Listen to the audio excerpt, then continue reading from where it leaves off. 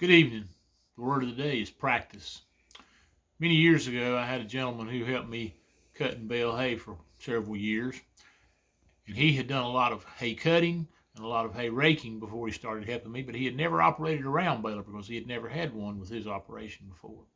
So one day he came up to me, he said, "I need to learn to run that round baler." He said, "I can cut hay, I can rake hay," and said, "I can run the square baler, but I've never operated a round baler. You need to teach me how." So I gave him a few pointers, and I took him the operator's manual. I said, "You probably ought to read through this." And I took him the video that came with the baler, and I said, "Watch this." I said, "That's what I did." And so one day when we were at his house baling some hay there, he said, "I want to try to run the round baler." I said, "Go ahead. Anytime you want to do it, all you got to do is ask." He got on there and he started baling hay. And I thought he was doing really well. He was making bales of hay, and they were out there in the field and didn't look too bad. I wasn't too upset about it, but I knew when I saw him getting off the tractor after a while, he was mad. I could tell the look on his face. He came over there to me. He said, "I don't know what it is." I said, "What's wrong?"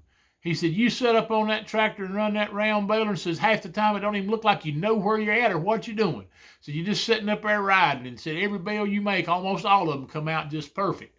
They're flat and nice and same size." He said, "Every one I make looks like an ice cream cone. It's big on one end and a little on the other." I looked at him. I said, "Well, if you had the practice I had and made about 16,000 of those last 10 years, you could do that too." Practice will help you learn how to do things if you do it correctly. Right now, we're in a rough time, and I hope you're practicing doing good things. Practicing saying kind words. Practice encouraging people. If you'll do these things and practice them, pretty soon it won't be something you have to think about to do. It'll be like me making round bales. You can just ride the tractor and do it. It'll come natural to you. So practice good things. Have a great day.